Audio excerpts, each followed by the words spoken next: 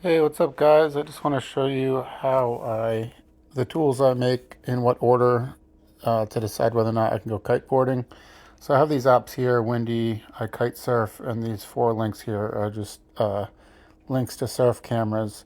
So I use this Windy app, it's free, and it gives me a general idea of what the weather's doing. So I'll do this to kind of gauge, like, all right, like, do we have any kite days in the future? I don't see any.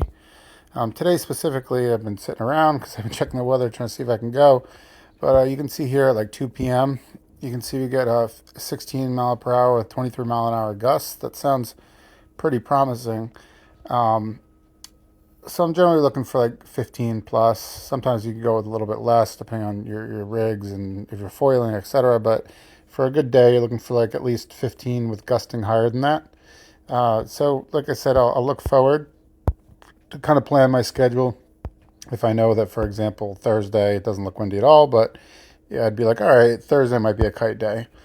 After that, what I'll do is I use this iKitesurf app, and I do have the pro subscription because you can see here these individual meters. The green ones are plus subscriptions. You can see at the top here, and the pro subscriptions are these yellow meters. So if you don't have a subscription, you'll only get the white ones, so it doesn't provide as much information.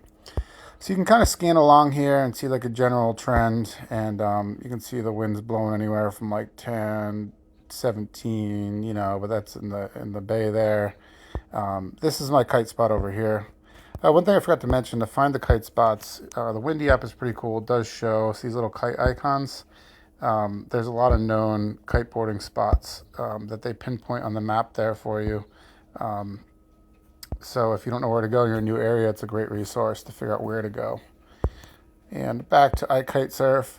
So what I'll do is I'll look at the general trend. These are individual meters. So the day of, I'll be checking the meters specifically. I won't be using the Windy app, and you'll start to learn just from trial and error, like what these meters, they don't all read correctly, but you'll start to learn that, like, all right, when this meter reads like 11 plus, I can usually ride, right?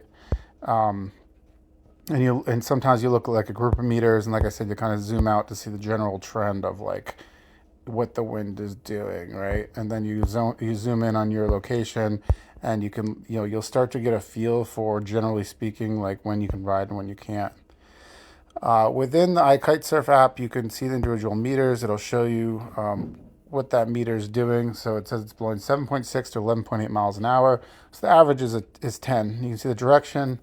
You can also click this forecast, which is going to show you like what the wind's doing hour by hour. You can see like the gusts, you can see the waves and all that stuff.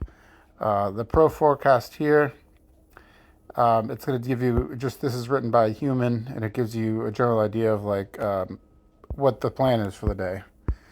Um, the other thing is these different models here. I put up a few different models because they give different forecasts generally. I guess if you read about the models here, it shows the general forecasts, iKTRRM. That's like their most modern model. So I usually put more weight on that one. So anyway, yeah, check the link description. I'll put a link to these apps, and good luck kiting.